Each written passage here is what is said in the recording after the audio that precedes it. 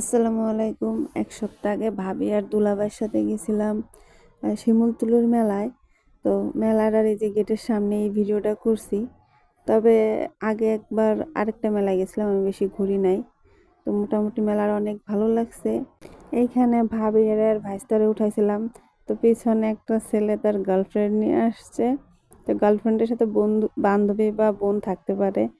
পরে একসাথে বসলে বলে কি মনে করে আবার সামনে গেল। আমিও দেখি সে উইঠায় ভিডিও করতেছে, আর আমার জিনিসটা খুব ফানি লাগছিল।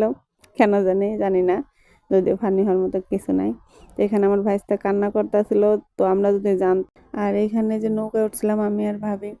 তো আসলে এখানে ভিডিও করার মতো অনেক কিছুই ছিল, অনেক বড় ছিল এরিয়াটা, আরও হইতেছিল, কিন্তু আমার ভিডিও করতে আনকমফোর্টেবল ফিল হয়, যার কারণে ছোট ছোট যে ক্লিপগুলো নিয়েছিলাম ওই ভিডিওগুলাই যে ভিডিওগুলো ডিলিট করে দেবো, তো এখানে রাইখে দিই আর কি।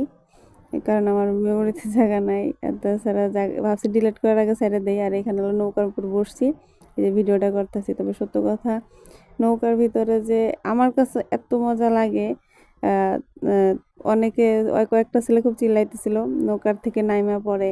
খাওয়া দাওয়া করছিলাম, কিছুটা ঘুরছিলাম, তারপর আসলাম এই নাগরদোলা। কারণ ওর চলে যাবে, বেশি রাত হয় না, তারপরে চলে যাইতেছিল। আর শুক্রবার বাদে অন্যবার ছিল দেখা ভিড়ও কম ছিল। আর এখানে যে টিকিট দিয়ে ভাবি আর আমি যে নাগরদোলার ভিতরে উঠছি, নাগরদোলার ভিতরে ওইটা যদি নাগরদোলার ভিতরে যাদের ভয় লাগে জানি না কার ভয় লাগে, বাট এখানে খাঁচার মতো ছিল, তো আমার তো একটু ভয় লাগে না। নৌকায় যে উঁচা ঘুরায় তাই ভয় লাগে নাই। ভয় লাগে বলতে কেমন যেন একটা হার্টবিট কেমন জানি। আর এখানে যে উপর থেকে কিছুটা ভিউ দেখাচ্ছিল।